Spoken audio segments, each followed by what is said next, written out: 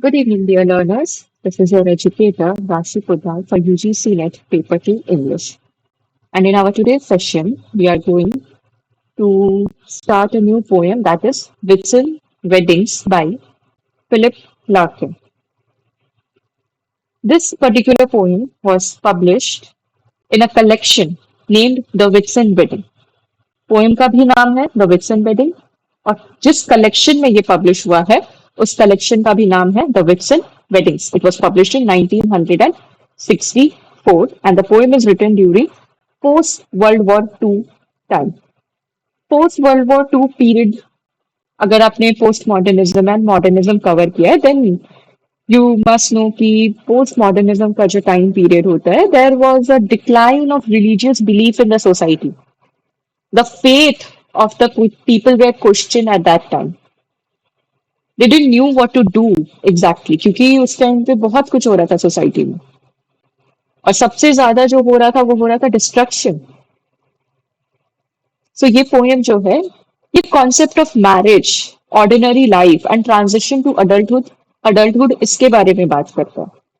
These are the themes like marriage, modern society, ordinary life, and transition to adulthood.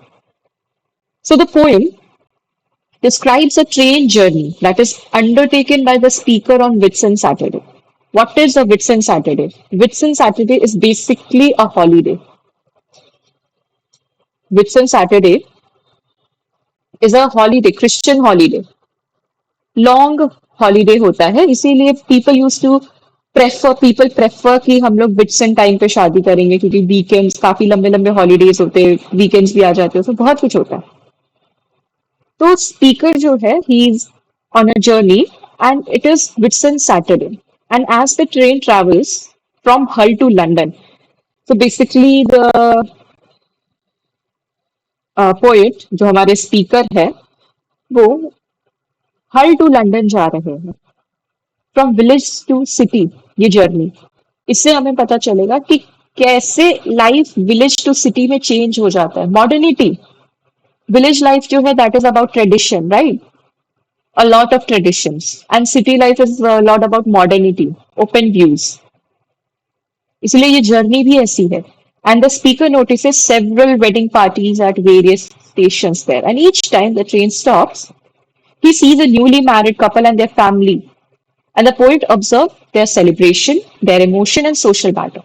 ये देखते थे कि वो किस तरह से सेलिब्रेट कर रहे हैं, किस तरह के इमोशंस फील कर रहे हैं. सारे लोग जो है वो ब्राइड एंड ग्रूम को हक कर रहे हैं, सी ऑफ कर रहे हैं, किस तरह के उन्होंने कपड़े पहने, क्लोथिंग है उनका, क्या क्या एक्शन कर रहे हैं, तो सोशल बैकग्राउंड देखते हुए. And gradually the train collects many newly married couple heading towards the new married life. लेकिन लास्ट में ये काफी ज्यादा पेसिमिस्टिक होते हैं और बोलते हैं कि slowly it is an event of life which will pass on like this journey, it will come to an end. वैसे ये मैरिज को भी बोलते हैं. तो ये काफी सारे न्यू कपल्स देख रहे होते हैं and by the end of the journey the speaker reflects on the collective movement of these couple as a symbol of hope, change, and beginning of adult life, but at the same time that is eventually meant to end someday. और इसके लिए वो हमें कुछ imageries दिखाते हैं, like the imagery of an old woman in the play, in the poem. I'm sorry, in the poem. कि कैसे एक ओल्ड वुमेन बैठी हुई है और उसको देख के ये बोलते हैं कि ये यूथ का भी रियलिटी यही है, this is the ultimate and. लेकिन ये जर्नी में जब ये कपल्स को देखते हैं तो ये सिंबल ऑफ होप को सेलिब्रेट करते हैं कि there is a hope in religion, there is a faith that people still carries. Change के बारे में बात करते हैं क्योंकि जब मैरिज को आप देखो तो वो एक चेंज का पर्सपेक्टिव लाता है, लाइफ में चेंज का पर्सपेक्टिव. आप a day back you were someone else and your life has completely changed, तो ये चेंज के बारे में बात करता है. And the beginning of adult life, आप कैसे सिंपली एक रिचुअल से तुरंत चेंज हो जाते हो. आप अब you are no one young, you step into adult life. So ये पोएम उसके बारे में बात करता है. एंड लार्किन इस पोएम में हमें काफी विविड विजुअल डिटेल्स देते हैं, दैट इज इमेजरी, जिसमें वो स्टेशंस को डिस्क्राइब करेंगे, वो जो वेडिंग क्राउड है उसको डिस्क्राइब करेंगे, उनके ड्रेसेस को, द वे दे सेलिब्रेट, सबको डिस्क्राइब करेंगे. If I talk about the tone of the poem, the tone moves from the detached observation to quite emotional reflection. Because at the first, the poet was quite detached from them. क्योंकि poet हमारे जो Philip लाकिन है we all know कि उनका point of view थोड़ा atheist point of view है life में. उन्होंने अपना एक पोएम लिखा है चर्च गोइंग. वो उसमें भी डिके ऑफ रिलीजन की ही बात कर रहे हैं. ये बहुत ज्यादा फेथ रिलीजन ये सब चीज को बिलीव नहीं करते हैं स्पिरिचुअलिटी. तो सबसे पहले इनका डिटैच्ड ऑब्जर्वेशन रहता है. बहुत फोकस करके ये ऑब्जर्व नहीं कर रहे बट धीरे धीरे ये ऑब्जर्व करते हैं एंड ये फील सर्टेन इमोशंस. फिलिप लाकिन के कभी भी आप पोएम्स पढ़ो when ever you will read it तो यू विल सी कि ये हमें कंपैरिजन प्रोवाइड कर रहे हैं. ये बायस्ड नहीं है हालांकि ये अपने एथिस्ट पॉइंट ऑफ व्यू को बहुत स्ट्रांगली शो करते हैं. But in the end he will give option to the reader always कि आपको कौन सा पॉइंट ऑफ व्यू कैरी करना है क्योंकि दोनों पॉइंट ऑफ व्यू है सोसाइटी में. The structure of the poem is 8 stanzas and each stanza has 10 lines. It is written in regular Einstein metre का यूज हुआ है इसमें. और ये जो कंट्रोल्ड स्ट्रक्चर है इसका it shows the steady movement of the train journey. Train journey जो है वो एक पाथ में एक स्पीड में चलता है स्टॉप होता है फिर टेक ऑफ करता है इस तरह से. तो स्टीडी मूवमेंट शोकेस करता है ये. And as the train moves forward the poem also moves towards its philosophical conclusion. जैसे जैसे ट्रेन आगे बढ़ रहा है तो वैसे वैसे ये अपना पॉइंट ऑफ व्यू चेंज करके एक थोड़ा सा फिलोसॉफिकल एंडिंग के टुवर्ड्स मूव करते हैं. अपने व्यूज के साथ रिजिड नहीं रहते because life is all about moving forward. तो ये उस पॉइंट ऑफ व्यू का यूज करते हैं हम. And the poem ends with a powerful image of all the wedding merging into a shared human experience. ये इसको एक कलेक्टिव एक्सपीरियंस बताते हैं कि वेडिंग एक कलेक्टिव एक्सपीरियंस है. ऐसा नहीं है कि किसी के लिए अच्छा है कुछ खराब है किसी के लिए. सबको लास्ट में शादी करना ही पड़ता है और ये शेयर्ड एक्सपीरियंस है जो सब फील करते हैं इसको. Suggesting hope and collective movement toward the future. और इससे ये एक होप दिखाते हैं कि ये जो कलेक्टिव मूवमेंट है जो फ्यूचर के टुवर्ड्स साथ में मूव कर रहा है there is a hope that everything will be fine everything will be okay. इस पोएम को काफी ज्यादा एक ऑब्जर्वेशनल रियलिज्म में भी देखा जाता है कि जब कैसे वो लाइफ के रियलिटी के बारे में बात करते हैं दैट इज रियलिज्म. जहां पे लाइफ के ऑर्डिनरी इवेंट्स एक डीपर इमोशनल और सोशल मीनिंग्स आपको प्रोवाइड करते हैं. So, before starting the poem, let us see a critical analysis of the poem.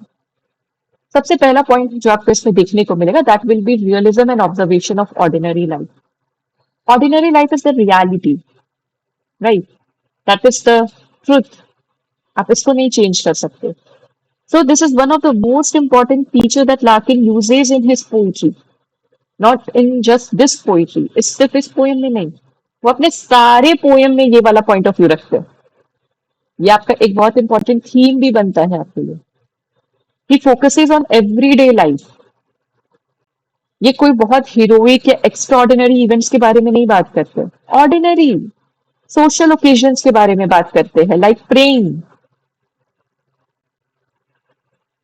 एक नॉर्मल ओकेजन है praying. Weddings normal everyday occasion है ये.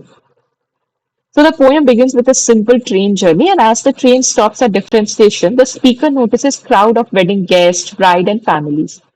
Their details like clothes, gesture, and behavior, and it reflects the ordinary life of the post-war British society. ये जिस audience को देख रहे हैं, ये जिस लोग को वहां पे देख रहे हैं, वो पोस्ट वॉर ब्रिटिश सोसाइटी से बिलोंग करते हैं. तो उनका लाइफ स्टाइल, उनका thinking, the way they are moving, उनका जेस्चर, सारी चीजें एक आपको पोस्ट वॉर ब्रिटिश सोसाइटी का सिनारियो प्रेजेंट कर रहा है. And Larkin's realism, how he is showing the reality of life, shows that poetry can emerge from common experience as well. There is no need for you to sit and think for long कि how to write a poem. मेरे poem का background क्या होना चाहिए. कुछ heroic होना चाहिए, epic होना चाहिए. There is no need. आप कॉमन एक्सपीरियंस से भी पोएम लिख सकते हो. You don't need any grand और romantic subjects to write a poem. दिल टूटने की जरूरत नहीं है पोएम लिखने के लिए. The second thing that we see in the poem is the second point. is social commentary and class observation. And he is not just observing the crowd. He's giving us a social commentary on them. Like he talks about the British social class. उनके lifestyle पे ये comment करते हैं subtle way में. ऐसा नहीं कि दिल को चुभ जाए, सटायरिकल फॉर्म में नहीं, subtly. So he gives us the description of clothing, behavior, and manners, and suggests that many of the wedding parties belong to the lower middle class or working class. जिस तरह से वो behave कर रहे हैं और सारी चीजें एक्शंस कर रहे हैं, पता लग रहा है कि ये लोअर मिडिल क्लास या वर्किंग क्लास का मैरिज है. और उनका क्या माइंडसेट है, और उसके लिए ये कुछ फ्रेजेस यूज करते हैं. We have some quotations like girls in parodies of fashion, यानी कि ऐसा लग रहा है कि वो फैशन को मॉक कर रही है, वो इस तरह से तैयार होके आई है. मदर्स लाउड एंड फैट, जो माएँ हैं ब्राइड की या ग्रूम की, they are very loud and very fat, बहुत जोर जोर से बोल रही है. Fathers with broad belts, fathers जो है वो पैंट में बहुत चौड़े चौड़े बेल्ट लगा के रखे, सम आर बैल्ड एज वेल. ये इमेज प्रोवाइड करते हैं हमें. जनरल वे में वो बैठे हुए हैं, बात कर रहे हैं. कोई भी हाई क्लास का सोसाइटी लाउड, कोई भी हाई क्लास का पीपल लाउड वॉइस में नहीं बात करेगा, फैट तो जल्दी से नहीं होता है. तो ये हमें इनके ऑब्जर्वेशन से बता रहे कि किस क्लास की बात हो रही है. And these observation reveal the awkwardness, excitement and simplicity in the celebration. कि कैसे दो families who have not known them for like अभी से पहले, how they are getting awkward but at the same time they are very excited. कुछ लड़कियां हैं जो शादी में आई हैं, दे आर वेरी एक्साइटेड, और बहुत सिंपल है उनके लिए ये सेलिब्रेशन, सिंपलेस्ट वे में कर रहे हैं. And the poet does not openly criticise them, उनको क्रिटिसाइज नहीं कर रहे, ऑब्जर्व कर रहे और उनके बारे में बता रहे. लेकिन इनके टोन में हमें एक जेंटल आयरनी देखने को मिलता है पोएम में, कि थोड़ा तो मॉक कर ही रहे हैं उनके लाइफस्टाइल को. Like here girls in parodies of fashion, ऐसा लग रहा है कि पता चल रहा है कि फैशन सेंस इनका खराब है और पोएट उसको पॉइंट आउट कर रहे हैं. So the poem becomes a social document of the 1950s and 60s of England. उस टाइम के बारे में ये एक सोशल कमेंट्री बन जाता है कि लोग कैसे थे, क्या माइंडसेट था. The next point is that train journey as a symbol of life. Train की जो जर्नी है उसको लाइफ की जर्नी से कंपेयर किया है यहाँ पे. ये एक मेटाफर यूज किया गया है यहाँ पे. ट्रेन जो है that represents the movement of life. Life कैसे चेंज होता है, लाइफ का क्या मूवमेंट है आपका. स्टेशन जो है वो डिफरेंट डिफरेंट ट्रांजिशन को दिखाता है. Every stoppage, every transition in your life उसको दिखाता है. वेडिंग कपल्स जो ट्रेन बोर्ड कर रहे हैं, they symbolize people entering into a new phase of life. So these are some symbol of life which he presents through the journey to us. And as the journey progresses, more couple keeps on appearing, suggesting the continuation of human society through marriage and family. कि आपको आगे का generation कैसे continue हो रहा है through marriage and family, ये उसको बताते हैं. The next point is emotional detachment and gradual involvement. कि कैसे आप इस रिचुअल के टाइम पे आप किसी से इन्वॉल्व होते हो, किसी से इमोशनली डिटैच हो जाते हो. लाइक एंड प्लस अपना ये इमोशनल डिटैचमेंट बताते हैं हमें मैरिज से. So at the beginning of the poem, the speaker is detached and very observant. वो बिना किसी इमोशन को फील किए बस देख रहे थे क्या हो रहा है, blankly and thinking. He was simply watching the scene, but उनका कोई पर्सनल अटैचमेंट नहीं था कि देखो शादी हो रही है, वाओ ये लोग कैसे लग रहे हैं, ब्राइड कैसी लग रही है, कुछ नहीं, बस देख रहे. लेकिन जैसे जैसे जर्नी कंटिन्यू होती है, हिज परसेप्शन चेंजेस. वो सोचते सोचते अपना उनका एक थिंकिंग डेवलप हो रहा है. He begins to sense the emotional significance of the wedding. वो वेडिंग के पीछे का एक इमोशनल रीजन समझ रहा है. Like the mixture of happiness and sadness experienced by the family. कि at the same time how the family is feeling happy and sad both. क्योंकि किसी के लिए हैप्पी मोमेंट है, उसी टाइम नेक्स्ट मोमेंट उनके लिए सैड हो गया. तो ये बता रहे कि कैसे इसमें इमोशनल इन्वॉल्वमेंट है. And by the end of the poem the speaker moves from objective observation to philosophical reflection. जिस तरह से अभी ये इमोशनली डिटैच होकर देख रहे थे, तो ये ऑब्जेक्टिवली देख रहे थे चीजों को, माइन्यूट डिटेल्स नहीं देख रहे थे. लेकिन एक फिर बाद में फिलोसॉफिकल रिफ्लेक्शन में जब ये जाते हैं तो उस पूरी जर्नी को ये समझते हैं. The next point is the imagery and symbolism used in the poem. We have already seen that Larkin uses vivid imagery to create a strong visual impression, like sunlit railway stations, which represents the celebration and life. Railway station में धूप आ रही है हल्की हल्की. It's a celebration and life. Confetti and wedding clothes, which shows the symbol of festivity and tradition.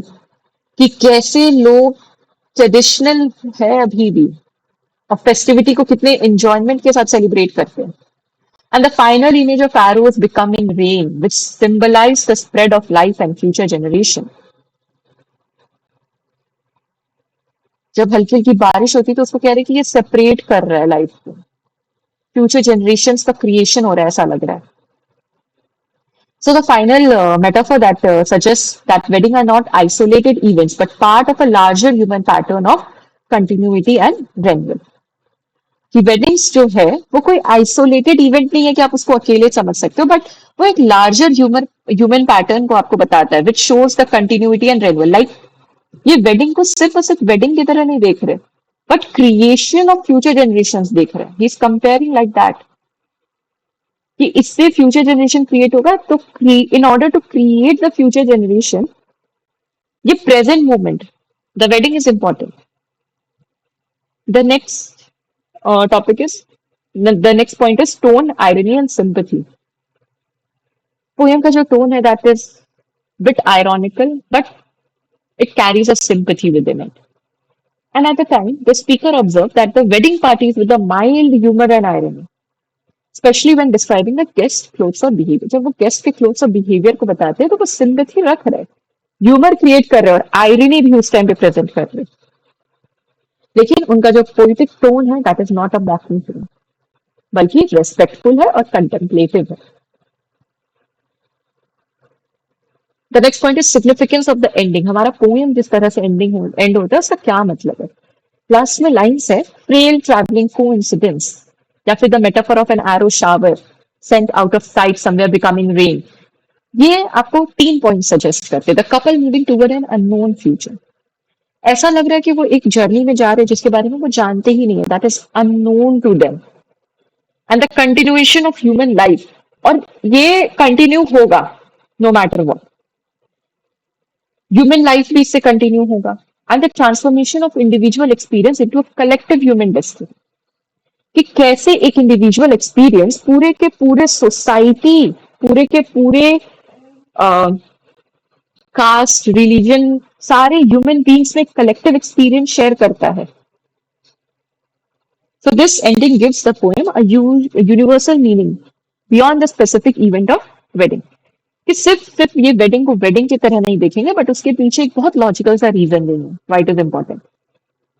The major themes that we will see in the poem are marriage and new beginnings, observation of ordinary life, social class, passage of time.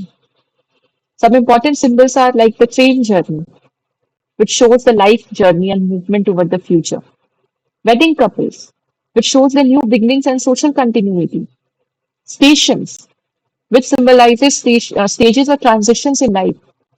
Whitsun festival, renewal, celebration. It talks about a whole community. So इस चीज के बारे में ये poem है हमारा. Now let us just start with the poem and everything will be clear. So the poem starts with that Whitsun. I was late getting away, not till about 1:20 on the sunlit Saturday. So the speaker simply begins by saying that on Whitsun day he started his journey and he was late. He boarded the train at about 1:20 p.m. on a bright sunny Saturday. Sunlit Saturday means bright sunny Saturday. Did my 3/4 empty train pull out? All windows down, all cushions hot. Here he is saying that the train is about to leave the station and it is mostly empty. क्योंकि अभी ये काफी ज्यादा objective view से उसको देख रहे हैं, तो इसीलिए ये जर्नी भी उनकी खाली ही स्टार्ट हो रही है, एम्प्टी माइंडेड स्टार्ट हो रही है, because train is also empty, suggesting a calm start of the journey. और ये जो एम्प्टीनेस है ट्रेन का, एम्प्टी ट्रेन, वो एक काम जर्नी शोकेस कर रहा है. All windows down, all cushions hot, all sense. सारे विंडोज ट्रेन के बंद थे, सारे कुशंस गर्म हो चुके थे because of the warm weather, और सीट्स में जो है वो धूप पड़ रही थी ग्लास से, जिसके कारण सीट्स काफी गर्म होके रखी थी, और तो वो विंडोज खोलते हैं फिर वो बाद में। All sense of being in a Hari gone. ये कह रहे कि अब यहाँ पे कि रिलैक्स एटमॉस्फेयर का यूज कर रहे कि अभी तक ये जितने हरी में थे कि नहीं लेट हो गए हैं ट्रेन पकड़ना है, वो सारा इस ट्रेन में बैठ के उनके अंदर से वो एंजाइटी हरी हरी खत्म हो चुका है। नाउ ही इज काम, peaceful, like ready for a journey, ready to understand something. We ran behind the backs of houses, crossed a street of blinding windscreens. So, अब train start होती है and it moves through different town areas behind the houses and streets. बाहर का scenario describe कर रहे हैं of blinding wide windscreens, smelled the fish dock thence. और वो नोटिस करते हैं वहां से कि कुछ कार्स जो है वो शाइन कर रही है विथ विंड स्क्रीन्स। उनका जो विंड स्क्रीन होता है वो शाइन कर रही है वहां पे, कार्स शाइन कर रहा है, and smells the strong smell of from fish dock. और बाहर से बहुत ज्यादा फिश की स्मेल आ रही है, ऐसा लग रहा है कि कहीं पे फिश डॉक है।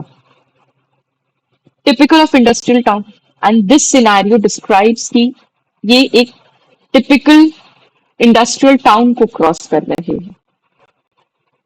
ये इंडस्ट्रियल टाउन का इमेजरी यहाँ पे हमें प्रोवाइड कर रहा है, एक इमेज क्रिएट करके दे रहे हैं कि कैसे धीरे धीरे घर, street, blinding wind screens, fish, ये सब चीज हमें स्मेल आ रहा है, दिख रहा है। The river's level drifting breath began, नदियां भी बह रही है और उसका जो ब्रेथ है, चौड़ाई, वो बढ़ते जा रहा है। Where sky and Lincolnshire and water meet, एक डिस्क्रिप्शन है, बेसिकली इमेजरी है। All afternoon, through the tall heat that slept for miles inland. All afternoon, through the tall heat that slept for miles inland. A slow and stooping curve southwards we kept. ये कह रहे हैं कि पूरे दोपहर ये journey चली है, काफी गर्मी थी, मैंने कुछ टाइम सोया, कुछ इनलैंड मतलब कुछ लैंड्स जो है वो क्रॉस हो गए, एक स्लो जर्नी थी, और कर्व जब आ रहा था टुवर्ड्स द साउथ तो हम लोग मूव कर रहे थे। ये सारा डिस्क्रिप्शन ये यहाँ पे प्रोवाइड करते हैं। वाइड फार्म्स वेंट बाय, बड़े बड़े farms, short shadowed cattle, kettles को जहां पे रखते हैं वहां वो वाला जगह देख रहे हैं ये, and canals with floating of industrial froth, नाली बेसिकली जहां पे इंडस्ट्रियल वेस्टेज बह रहा है वो देख रहे हैं। और हॉट हाउस फ्लैश यूनिकली, वहां पे ग्रीन हाउस देख रहे हैं, हॉट हाउस का यहाँ पे मतलब है green house gas, green house, तो ग्रीन हाउस भी देख रहे हैं। hedges dipped and rose and now then a smell of grass। तो ये बेसिकली जितना इमेज आपको दे रहे हैं वो एक इमेज दिखा रहे हैं हमें कि कैसे हम लोग धीरे धीरे विलेज से टाउन की तरफ जा रहे हैं, क्योंकि हमें ट्रांजिशन दिख रहा है ना, वाइड फार्म्स दिख रहे हैं, कैटल्स दिख रहे हैं, कैटल्स का घर दिख रहा है, फ्लोटिंग कनाल्स दिख रहे हैं, लेकिन ग्रीन हाउस भी दिख रहा है। Green house is a place जहां पे हीट को ट्रैप करके प्लांट्स उगाए जाते हैं। That is a very advance technology. वो सब दिख रहा है, smell of grass, fresh grass smell आ रहा है इनको। तो कहीं पे ये विलेज का आपको इमेज प्रोवाइड कर रहा है, कहीं town.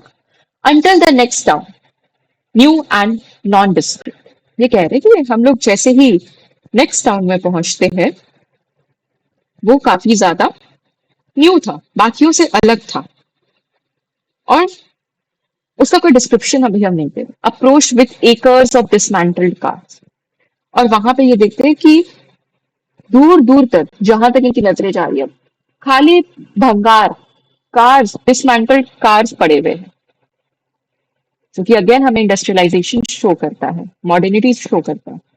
At first I didn't notice what a noise the weddings made.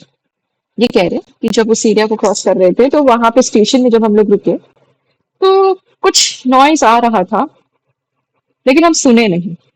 The weddings made, और ये कह रहे कि वो आवाज कहीं नॉर्मल नहीं बट एक वेडिंग से आ रहा था। Each station that we stopped at, sun destroys the interest of what's happening in the shade. और बाहर इतना ज्यादा धूप है कि क्या हो रहा है बाहर आपको क्लियर दिख नहीं रहा है, मन नहीं कर रहा है बाहर देखने का क्योंकि इतना ज्यादा धूप है, तो आपका इंटरेस्ट लूज हो रहा है। And down the long pool platform whoops and स्कर्स। और जब हम लोग प्लेटफॉर्म में जाते हैं, शेड में पहुंच रहे होते हैं, तो थोड़ा बहुत देखने का मन करता है। And I took for porters larking with mails. और ये कह रहे वहां पे मैंने देखा कि मुझे आवाज आ रही है और मुझे लगा कि कुछ लोग होते हैं ना जो रेलवे स्टेशन में ऐसे ही जा रहे आवाज कर रहे होते, कुछ लगेज कैरी कर रहे होते हैं तो वो चिल्ला रहे होते, तो ये कह रहे कि मुझे वो लगा लार्किंग विद द मेल्स। हमारे पास जो ट्रेन से लगेज उतरता है, not that the one we carry, जो लगेज सेक्शन से बड़ा बड़ा माल उतरता है जिसको कहते हैं, उसको कैरी करते तो वो लोग काफी चिल्लाते हैं हटो हटो करके। इनको लगा कि वैसी आवाज आ रही है एंड वेंट ऑन रीडिंग, और ये रीड कर रहे थे और ये कंटिन्यू करते। Once we started, though we passed them grinning and pomaded girls in parodies of fashion. Pomaded girls in parodies of fashion, ये कह रहे कि जैसे हम लोग जर्नी वापस ट्रेन चलने लगती है और हम लोग ऑलमोस्ट उस क्राउड को क्रॉस कर गए थे, हम देखते हैं कुछ लड़कियां जो कि ऐसा लग रहा था कि फैशन का मजाक उड़ा रही है। हील्स एंड वेल्स, डिस्क्रिप्शन देंगे, इमेजरी देंगे क्या पहनेंगी थी, heels and veils, all posed irresolutely watching us go। और वो सारे के सारे हमने हमारे ट्रेन को जाते हुए देख रहे, as if out on the end of an event। ऐसा लग रहा था कि वो लोग ऐसे देख रहे कि ये लोग कहीं ऐसी जगह जा रहे हैं जो एक जर्नी है वो कंप्लीट हो जाएगा, इनका मकसद कंप्लीट हो गया, ऐसे waving goodbye to something that survived it. ऐसा लग रहा है कि हम लोग कुछ सर्वाइव कर गए हैं, और क्या सर्वाइव कर गए है, लाइफ, क्योंकि ये ट्रेन जर्नी लाइफ को शोकेस है and they are stuck in that moment. और हम लोग सर्वाइव करके बिकॉज हमारी ट्रेन जर्नी फॉरवर्ड मूव कर रही है। स्ट्रक, आई लेंट मोर प्रॉम्प्टली आउट नेक्स्ट टाइम। और ये स्ट्रक वर्ड पे थोड़ा ज्यादा स्ट्रेस डाल के वापस से बोलते हैं, ऐसा लग रहा है कि स्ट्रक उनको लग रहा है कि हम लोग फंसे हुए हैं वहां पे। More promptly out next time, more curiously, and saw it all again in different terms. और हम अब उनको एक अलग पर्सपेक्टिव से देखना स्टार्ट करते हैं। The fathers with broad belts under their suits and seamy foreheads, पसीने से भरा हुआ forehead, mothers loud and fat and uncle shouting smut, और अंकल जो है वहां पे वो चिल्ला रहे। And then the perms, the nylon gloves and jewelry substitutes, the lemons, moths and olive or trees that। तो ये बेसिकली एक इमेजरी प्रोवाइड कर रहे हैं, डिस्क्रिप्शन दे रहे कि ये क्या क्या दिख रहे। फादर्स को देख रहे हैं जो कि ब्रॉड बेल्ट पहने हुए अपने सूट के नीचे, पसीने से सर भींगा हुआ है, मदर्स चिल्ला रही हैं, मोटी मोटी सी बैठी हुई हैं, अंकल चिल्ला रहे हैं। कुछ लोग हैं वो जो नाइलन ग्लव्स पहन के रखे, ज्वेलरी को सब्सटीट्यूट करके रखे, मतलब ज्वेलरी पहन के रखे, लेमन मॉफ्स, बहुत कुछ पहन के रखे। Marked off the girls unreally from the rest. और वो उस क्राउड से थोड़े अलग दिख रहे, वो जो लड़कियां खड़ी थी हील्स एंड वेल्स में, उससे थोड़े अलग दिख रहे। Yes, from cafes and banquet halls of yards. ऐसा लग रहा है डायरेक्टली शादी करके यहाँ पे वो छोड़ने आए, क्योंकि सब ड्रेस्ड अप है। And bunting dress coach party annexes, the wedding days were coming to an end. और कपल जैसे ही ट्रेन में चढ़ते हैं तो the wedding day comes to an end, सब कोई गुड बाय कर रहे हैं। All down the line, fresh couples climbed abroad. The rest stood around. जो couples है वो ट्रेन में चढ़ जाते हैं, बाकी वहीं रहते। The last confetti, यानी कि last goodbyes and advice were thrown. और कुछ एडवाइस दिया जा रहा है लड़की को लड़के से लड़की को लड़के को अच्छे से रहना, फोन करते रहना, something like that. And as we move each face seem to define. और हमारी ट्रेन वापस जब स्टार्ट होती है तो हर एक चेहरे में हर एक एक्सप्रेशन था जो कि कुछ बता रहा था, just what it saw departing, कि वो क्या डिपार्ट होते हुए देखे। Children frowned at something dull, fathers had never known success so huge and wholly farcical। जो फादर फिगर्स है उनको लग रहा है कि उन्होंने लाइफ में कितना बड़ा काम कर दिया है, बच्चे इस चीज को कुछ ज्यादा समझ नहीं पा रहे। The women share the secret like a happy funeral. और वुमेन्स जो है वो आपस में खुसखुसा के बात कर रही है, ऐसा लग रहा है कि उन्होंने कुछ बहुत अच्छा काम किया है। While girls gripping their handbags tighter stared at a religious founding। और जो लड़कियां हैं वो इस चीज को एक अलग परसेप्शन से देख रही है, मोर होप के साथ देख रही है। Free at last, and loaded with the sum of all they saw. उनको ऐसा लग रहा है कि हाँ चलो शादी खत्म हो गई, now will relax and everything, और सब चीज को अलग नजरिए से देखते हैं। वी हरी टुवर्ड्स लंदन, और हमारी ट्रेन चलने लगती है वापस से लंदन की तरफ। Shuffling gouts of steam, steam engine था तो वो स्टीम निकालते हुए चल रही थी। Now fields were building plots. अब वो जो फील्ड था, जो पहले डिस्क्रिप्शन ये दिए थे, ये ब्रॉड फील्ड्स का, वाइड फील्ड का, अब वो फील्ड्स जो है वो घर में बदलने लग गई है। वहां पे बिल्डिंग्स दिख रहे हैं and popular cast long shadows over major roads.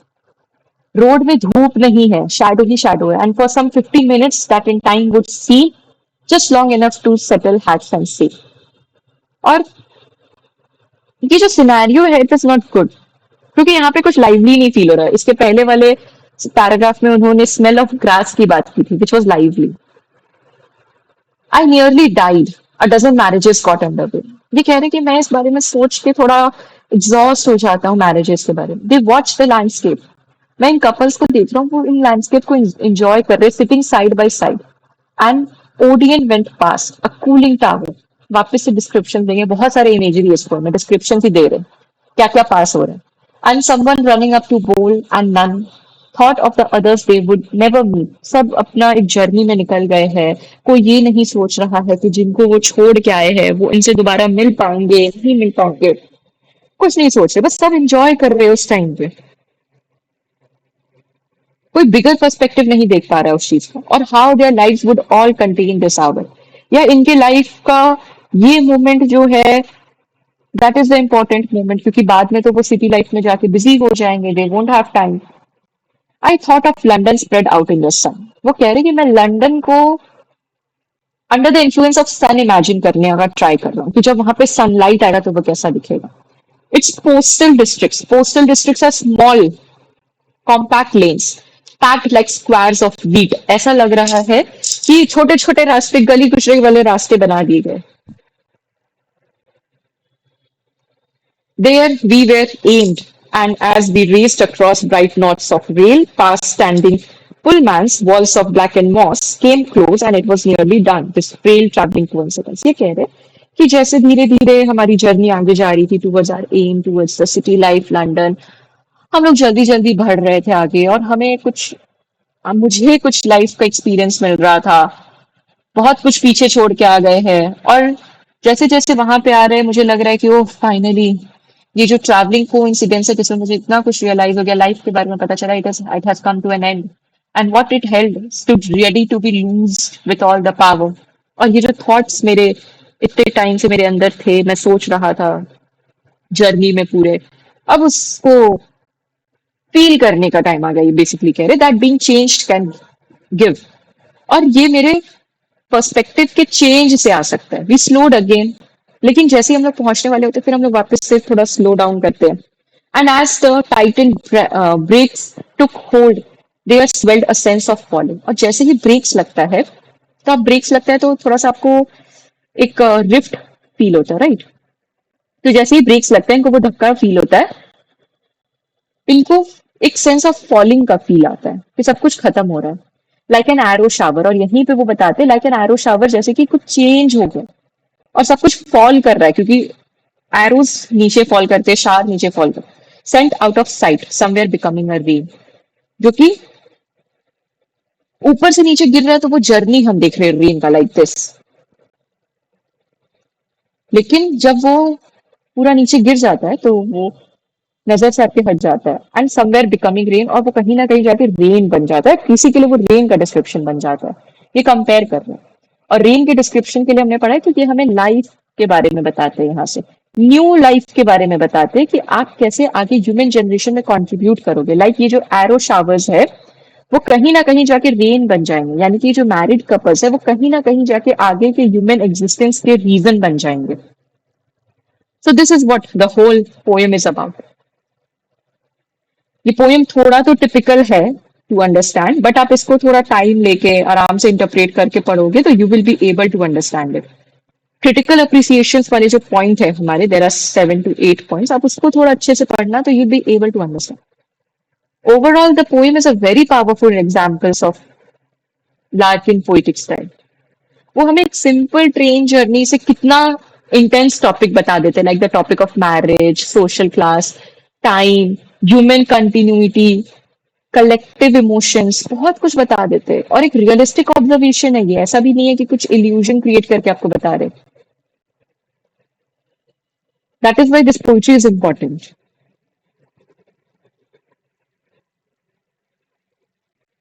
So I hope कि ये पोएम अब आप लोग को क्लियर हो जाएगा. It will be helpful for you all. And with this, I would like to end today's session.